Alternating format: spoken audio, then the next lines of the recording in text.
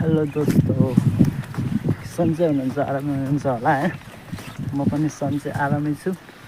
आज चाहिँ मलाई आज चाहिँ फागुन 21 गते चुनावी माहौल कस्तो छ भनेर बुझ्न हेरेको छौँ। अहिले चाहिँ हामी छौँ गोदावरी 3 मा छौँ।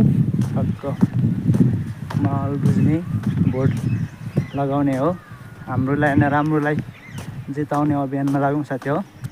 त्यही कारणले म र दाइ चाहिँ आज भोट हान्नु हिँडिसकेका छौँ। हेरौँ के कस्तो माहौल हुन्छ है। साथीहरू यही हो, भोट हाल्दै हुनुहुन्छ, हामी बाहिर छौँ।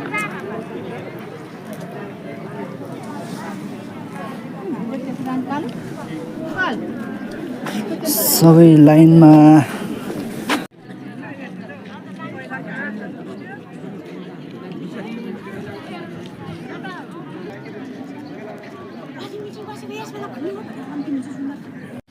साथीहरू देश बनाऊ राम्रोलाई भोट लगाउँ भनेर गएको,